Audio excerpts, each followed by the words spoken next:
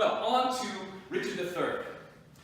Now, Richard was the last of the kings of York, and his death at the Battle of Bosworth would end their line. Elizabeth I, Shakespeare's patron, is of the House of Tudor, so she would have no real allegiance to Richard. So, Shakespeare uses that as a license to create a delightfully wicked monster, who he attributes some crimes to him that the real Richard actually didn't do. So, Richard is vile, deceitful, and murderous.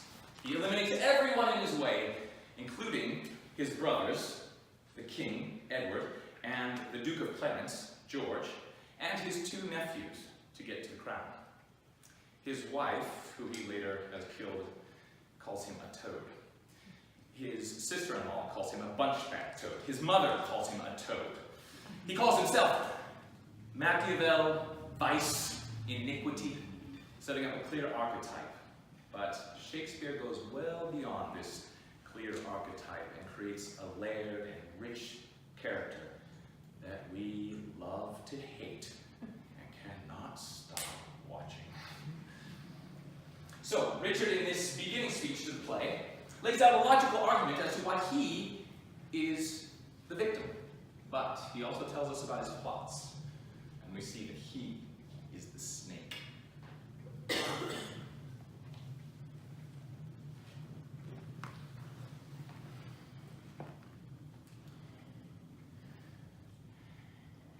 Now is the winter of our discontent, made glorious summer by this sun of York.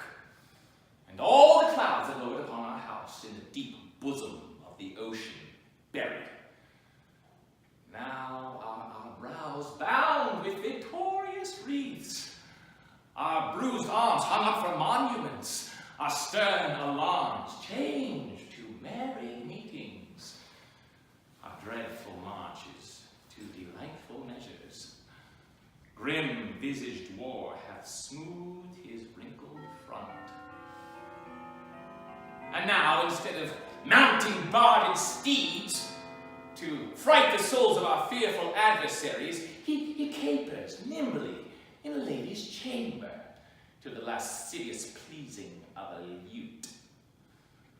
But I, that am not shaped for sportive tricks, nor made to court an amorous looking glass, I, that am rudely stamped and want love's majesty to strut before a wanton ambling nymph, I, that am curtailed of this fair proportion, cheated of feature by dissembling nature, deformed, unfinished, sent before my time into this breathing world, scarce half made up, and so lamely and unfurnished that dogs bark at me as I halt by them.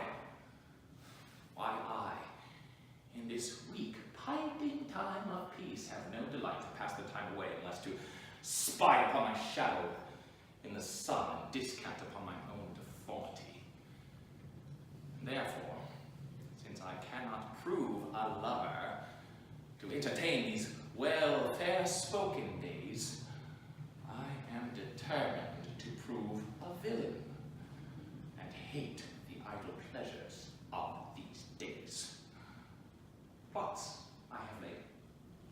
Inductions dangerous, by drunken prophecies, libels, and dreams, to set my brother Clarence and the king in deadly hate the one against the other.